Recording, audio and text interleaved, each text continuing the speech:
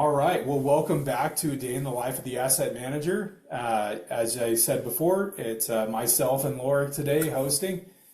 Cindy was not feeling super well over the weekend and today, so she is not going to be joining us. But me and Lorik bring a wealth of knowledge that we're about to impart upon you, so be prepared. So one of the things that we wanted to talk about today is when you're doing your underwriting, when you're managing a complex, how do you go from a value add? What's the ROI on it? How do you differentiate that, right? So like out of this group, does anybody own any multifamily, or is everybody in the process of acquiring? You kind of, Michelle? What's that mean? Yeah. I so I'm in LPGP on the 34 unit deal. Perfect. Okay. Yeah. Yeah, I kind of came in on the back end, so it didn't really have a whole lot to do on the acquisition side, but Okay. yeah. No, that's good too. So like disclosure, right? When you're looking at different value adds and different ways to be able to boost the NOI, do not put all of them in your underwriting. Like that drives me crazy. Somebody sends me over their underwriting and they got, covered parking, they got laundry, they got valet trash, they got renter's insurance, they got an internet package. And it's like they had 6 slots, they filled out all 6 slots and put money into those. And I'm like, I think these are great ideas to have, and we're going to talk a lot about them, but don't put all of them in your underwriting. Put like 2, because your underwriting needs to be conservative. And so you don't want to bank on every single dollar going the right way. You want to bank on like 30% of those going through, and then hopefully you'll be able to implement other ones. And all that is going to be gravy for your investors. So just something to think about as you're going through the underwriting process and checking those out is do not put everything in there. In fact, as an underwriter, I go through and I count what we call other income. So like late fees, insufficient fees, month-to-month fees, like these are all like not ideal, right? Like I don't want to say, hey, I'm going to collect $30,000 a year because people suck. Like we want to get good tenants in there. We want to get, those delinquencies up so we don't have to deal with any of those things. And so we subtract all of it out because we want to make sure that like we're predicting that all of this bad income is going to go away. Now, no matter what you do, people still suck. So you're still going to get some of that other income, but we're not banking on it. It doesn't affect our buy number, and it doesn't affect our returns except making them better when we do accidentally collect those. So, Laura, did you have anything to add to that? Otherwise, we'll jump into ROIs. I was just gonna say, and then on the back end of things, as we move forward, and you are able to implement these things, then, like you said, that's just gravy, and that's things that you can bring to your investors too, on like your quarterly reports and stuff like that. You can say, we were able to do these things, and this puts us so much far ahead, percentage wise or whatever, on what our goals are. Increasing our distributions, all those things. So, yeah, it gets hard when you try and bake that in from go, and then what was it? Under promise, over perform. So, yeah. Yeah, no investor is going to be like, oh man, you gave me more distributions than I thought I was going to get, right? And we always want to be in that. We always want to be in that boat, right, where we can tell our investors, we're giving you more money than we thought we were, because what we want to do is build that relationship and have them get on the next deal and the next deal and the next deal. And we make them even more money than they thought they were going to make, and they invest in us in our process. So, all right. So we're going to talk about what value adds can you do? What do they look like? And then figuring out what the ROI is on it. Okay. So I'll tell you, rule of thumb that we typically use is if you can make your money back in 6 months, why the heck would you not do it? Okay. If you can make your money back in a year, let's plan something and get it on the paper and figure out if that's worth it. Okay. If it takes 2 years to get your money back, boy, you better have a real good plan. on what that looks like and how you're going to execute that. In more than 2 years, it's probably not worth doing. So I'll give you a great example. Covered parking. Everybody wants to talk about covered parking, okay?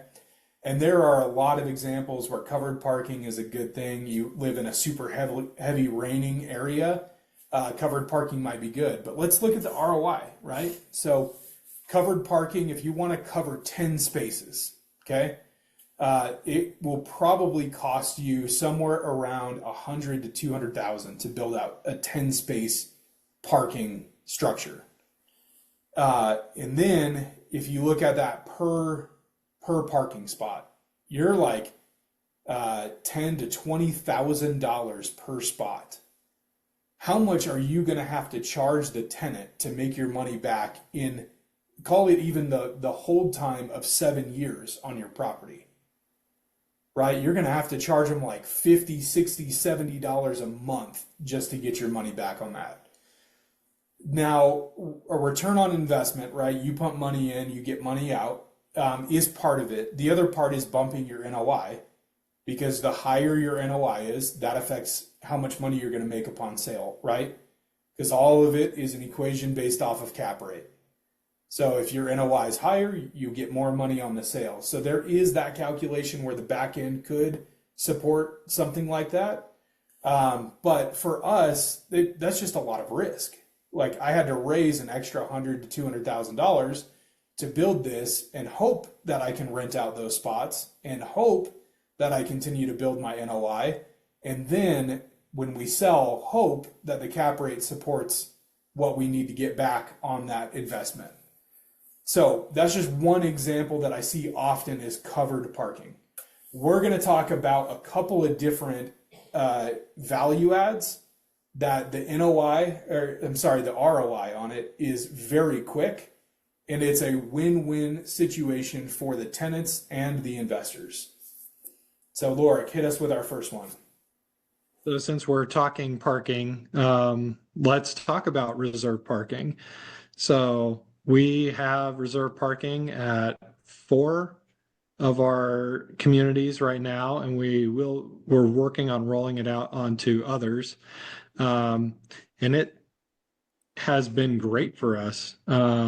It costs us about $100 per space. That includes restriping and painting the number of the parking space. And then we have a reserve parking sign that goes up. And right now we are able to, sorry. Can you take over for? Yep. We're able to capture about $20 per month for those reserve parking. So for those of you who are really bad at math, that's 5 months and we've broke even. So everything above that just is money in our pocket. Not only is it that, but we've added to the NOI, right? So upon sale, it's going to be $20 a month per unit, per parking spot that we've done that with. And it will pay dividends on the sale, not only just that initial ROI. Anthony? Hey, Tyler. So do you guys also give like a parking sticker or something to identify whose spot goes where, or how do you deal with somebody parks in that spot, etc.? Yeah, for sure. So we, as Lorik said, we have a reserve sign that goes up. We stripe their unit number onto the actual parking spot itself. So everybody knows that this parking spot is reserved for unit 101. And we should have a list of cars that park in that parking spot, right? Like we should know 101 has this license plate or this make and model of car. And then also we would reserve the right to tow that vehicle if we need to and get it out of that spot, because it is not okay to be able to pay $20 a month and have no enforcement behind it. Laura, do you have a little bit more on that? So yeah, we typically, depending on a lot of it depends on the area. We do have parking permits that go on vehicles that they get. That's just part of their rent of them living there, because we do have several complexes that have limited parking space. And so we will issue those. So that is something that our maintenance and our on-site, they look at is, does this vehicle have a parking permit?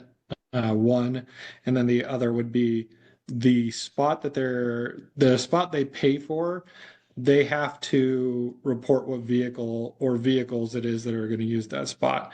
If it's a two vehicle household and they're only reserving one spot, they can put the license plate, make and model, and color of the vehicle that's going to be there, or both vehicles are going to use it. That way they know.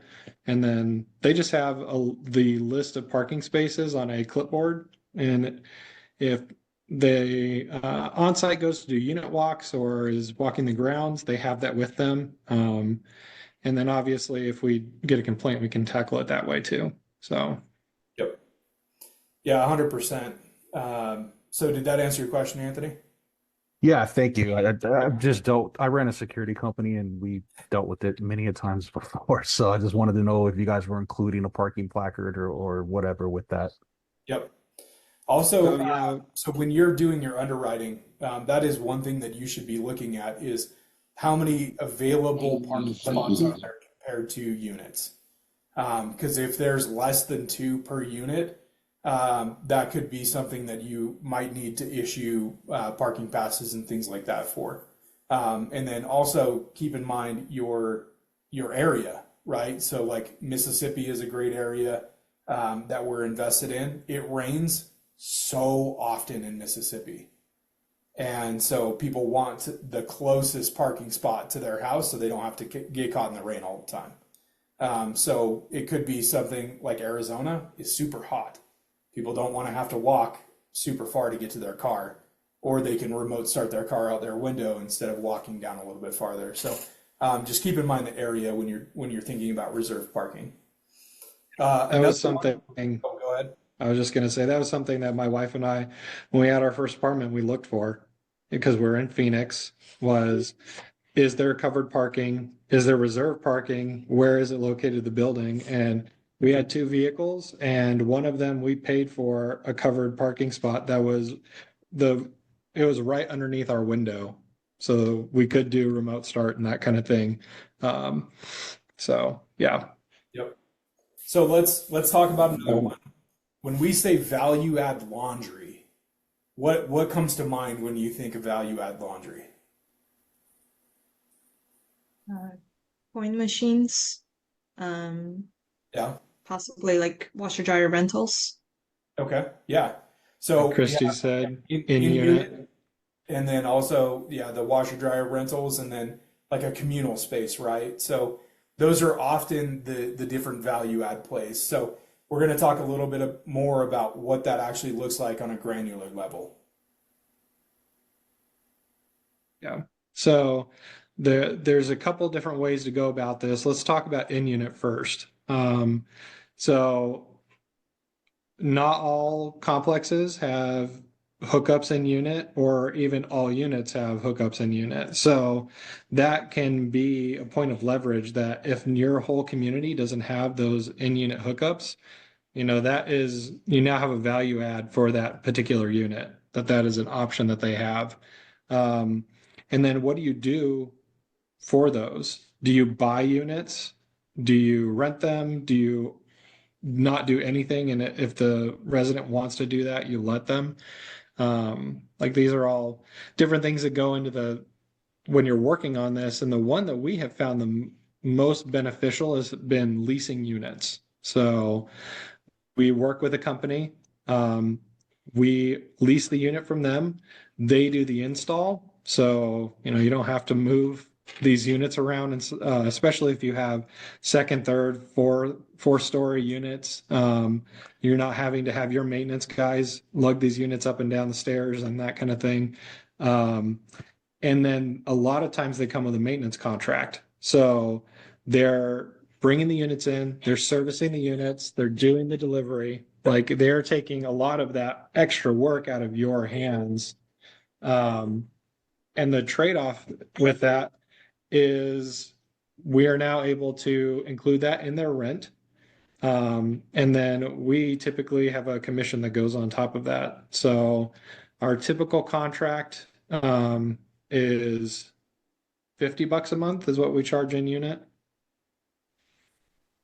I believe, Tyler. Yeah. Oh, okay. In I between think, 50 and 35, somewhere in there. and then our cost on it is anywhere between 15 and 35. So whatever we're able to make on top of that just goes into their other income. It provides them in unit, that convenience. It also takes that burden off of them of maintenance issues. I don't know how many times you've had to deal with a washer dryer that goes out and um, trying to find someone to do the repairs, getting it repaired, the turnaround time, and then the cost on top of that can be pretty big. And then just the initial investment. Yep. I mean, that's they can get very expensive really quickly trying to buy and maintain washer dryers. So Yeah. Let's break that down a little bit real quick. So our average that we make when we do a lease on a laundry unit is $15 a unit. How much did that cost us to get that set up? $0. So $0 entry fee. We make $15 a month per unit. That's a huge ROI, right? And all we are is adding to the NOI, and we didn't have to do any kind of capital.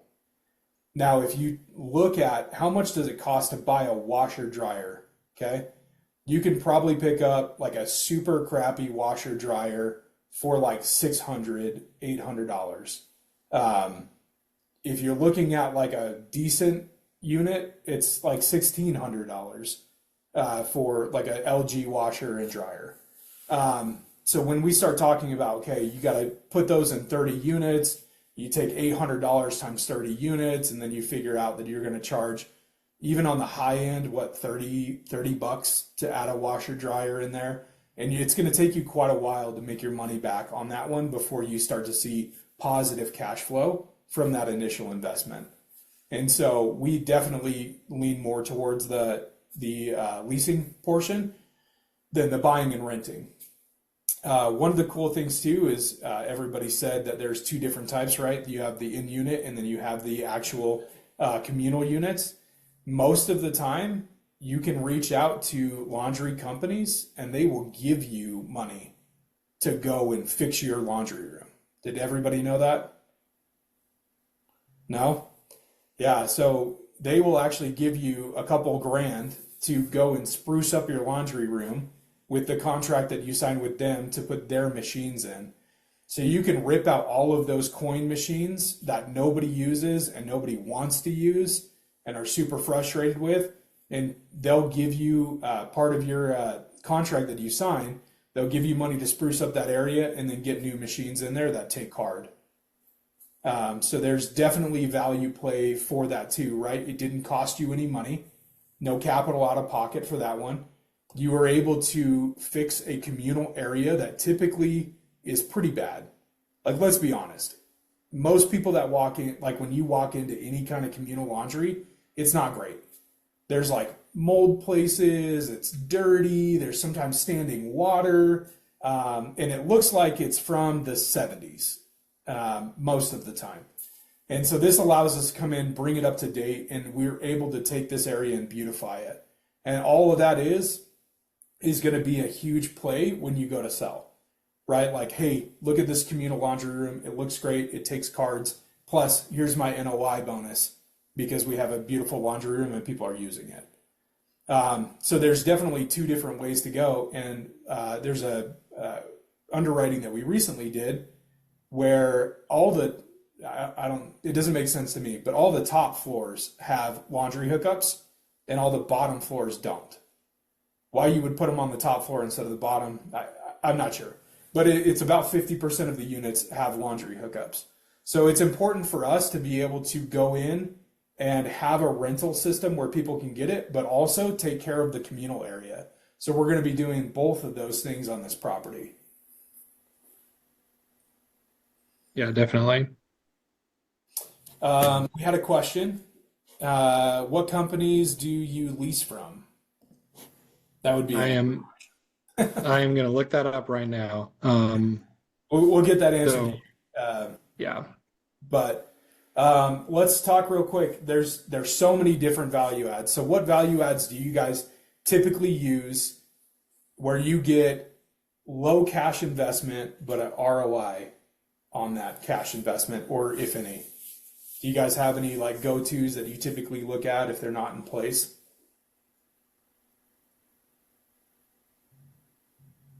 It's okay if you don't. You could do lighting, couldn't you?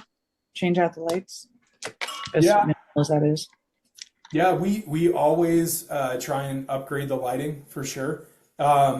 There's not like a actual dollar ROI that gets attached to it, but what we look at a ton is outside lighting. Is the place lit up at night? Are there super sketchy spots? We'll go and put a huge spotlight in that area. Like, we want people to feel super safe when they're on our community, when they're on our property. And so, yeah, we definitely do that. And that pays ROI in a totally different way, because that moves people from like, I live in a apartment to I live in a community. Like, I can go walk my dog at night and say hi to my neighbor and I'm okay. So it's a different type of ROI. That one's not a dollar amount attached to it, other than the fact that your occupancy will probably go up when you put better lighting in your area, because then people feel safer. So, but not directly attached to it, but that's great. We have pet fees. Laura, tackle pet fees. So pet fees is something that's hard. You find a lot of times that people try and sneak pets in. And so there's a lot of diligence on the on-site's part when it comes to pet fees. They're definitely a necessity, because no matter how good your pet is, there is going to be some sort of pet damage. And that's just the cost of doing business when it comes to having pets, unfortunately. So we definitely need them. So there's a couple of things you can do that will help you to provide an extra value to those with pets, and then also help with your housekeeping and fact checking on that. So if you have some sort of communal space like a dog park, or as one of our GPs loves to call it, a bark park, that one gives you a place that people with pets are able to go and have an outside space that is a protected space. And it gives them a chance to get some exercise and that kind of thing, but also gives you a chance to see who's bringing their pets out. Because sometimes that'll help be your inclination that I'm pretty sure that, Miss Green in 802 does not have a pet on her lease, and she's been to the park 3 times with a little Yorkie or something like that. So there's that. And then part of our community events too, if you've ever seen Cindy do her presentations on complex community, we always try and do at least once a year, or if we can, multiple times a year, some sort of pet contest. Halloween, maybe Valentine's Day or something like that. And that gives you the opportunity to do a pet audit, because for whatever reason, people love to show off their pets, and they like to get them dressed up and parade them through the property. And so that is your other double check that you can do. It's not that, go ahead.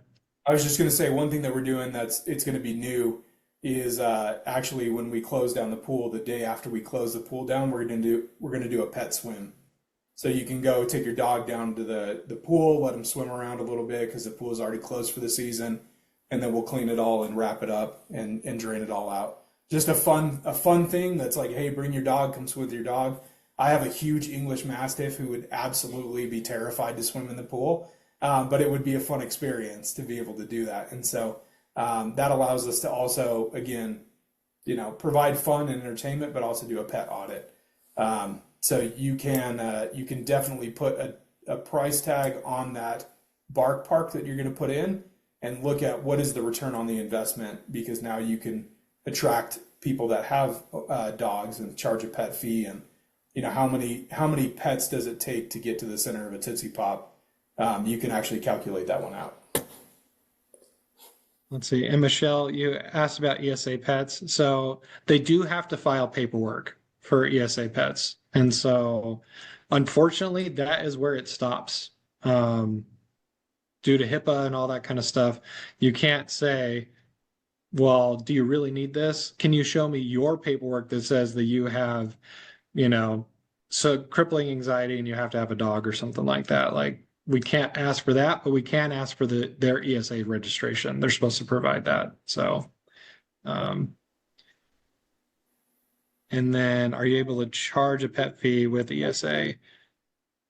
That is a good question. I believe we are because it's still an incidental cost. I don't, maybe they, because typically you have a pet fee and then you have pet rent. So I don't know if maybe one of those is maybe we can't charge rent, but we can charge the fee. I would have to check on that. Honestly, that one I'm not 100% familiar on. And it probably varies by state. There's a lot of things that vary by state when it comes to stuff like that. So, Yeah.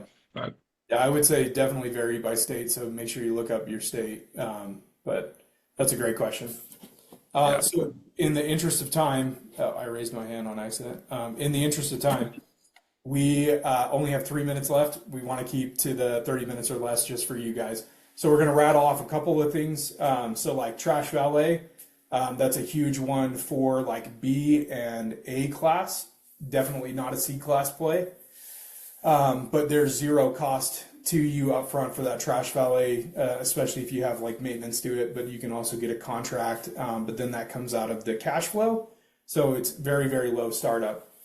Internet, you can do internet packages where you basically like every single unit in your apartment, you pay for internet, whether it has somebody in it or not. And then you charge the resident back, and typically they can pay about the same or less than they would if they went directly to their provider, and you guys get a cut of that. Or when they sign up for internet, we get like a commission of like $3 per unit per month. It's pretty low when we do that, but it's still, again, adding to NOI, and it cost us $0 up front.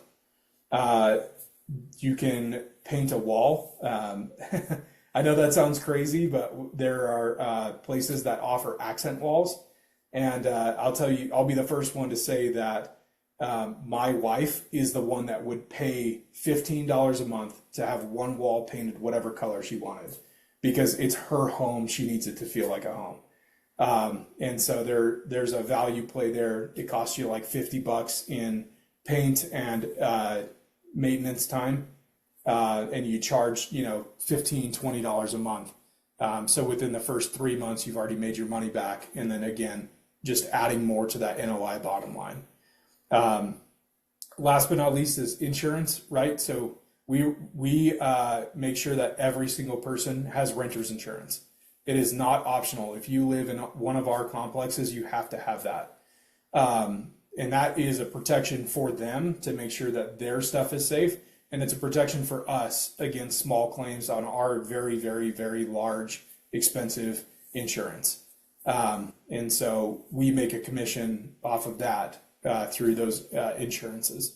So those are just some of the ways that you can really look at value adds and are they worth it, and calculating ROI. Is that something that makes sense for your property, and how it affects your NOI? Laura, do you have anything else? Otherwise, we'll wrap up. I do have one other thing that I wanted to add. This is something we had talked about before, is renewal upgrades. So this is something that you can put a lot of time and effort into if you want, or it can be something very simple. But what we typically will do is we'll have a menu of things that they can pick from. When they do their lease renewal, we can do an upgrade, faucets, ceiling fans, light fixtures, something that is going to add value to their life. Big one that a lot of people go for is gooseneck faucets. I know if I have a fixed net faucet, it drives me up the wall. Like having a gooseneck that has a sprayer is such a first world problem to not have. But it is a huge convenience and it's a value add to the unit. That's going to stay. It's a fixed asset here. So if they don't renew next year, when the new resident comes in, that is there. But it costs us so much more to do a new lease than it is to do a renewal. And we really are trying to build a community and we want people to stay. And so, you know, $50, $100 is not a lot for us to keep a resident. But to add value to their life as they're staying there is definitely worth it in the long run. You know, we're going to make that money when they make their first month's payment on their new lease on what it costs us. But the added convenience or the added, a lot of times just the added feeling of appreciation, like they want me to stay and they're providing a value, is something that is huge. So just another thing to consider too. Yeah, absolutely. I totally forgot about that one. Thank you. That's what we do all the time on my end. So, well, does anybody have any questions? Otherwise, we'll let you guys go. Awesome. Yeah, perfect. Yeah, so we do record these. We put them on YouTube, and we also have them on our website. So feel free to go check those. We'll let Cindy know that you guys want her to feel better. So thank you guys so much. And yeah, we'll see you next week.